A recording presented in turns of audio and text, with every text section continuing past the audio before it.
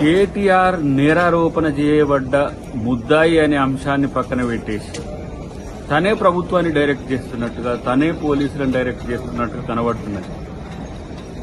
నిన్ను ఏసీబీ విచారణ చేస్తుంది. ఏసీబీ నువ్వు విచారణ చేస్తలే. ఏదో వెనకటికి బ్రహ్మానందం అలీ దాంట్లో అలీ మిషన్ డిటెక్ట్ చేసినట్టు, అలీ మిషన్ చెక్ చేసినట్టు నువ్వు ఏసీబీని చెక్ చేయాల్సిన అవసరం లేదు, ప్రభుత్వాన్ని చెక్ చేయాల్సిన అవసరం లేదు. అది గుర్తుపెట్టుకుంటే మంచిది.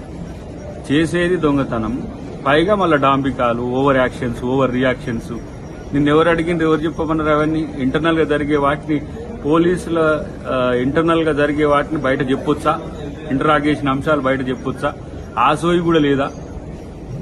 మీరు గతంలో నర్సింహారెడ్డి గారి కేసులో ఎంక్వైరీ కమిషన్ ఎట్లా అంశాలను చర్చించిన అంశాలు బయట పెడతాని మీరు కోర్టుకు పోయినరు.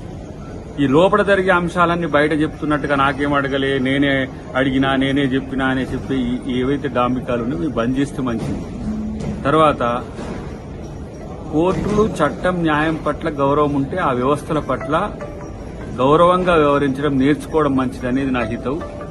రేపటి రోజున ఏం జరుగుతుందో ప్రజలు చూస్తారు, ఇలా లోకంకు తెలుస్తుంది. కానీ నీ యొక్క ఓవర్ యాక్షన్స్ బంద్ చేస్తే మంచిది అనేది నా యొక్క ఆలోచన.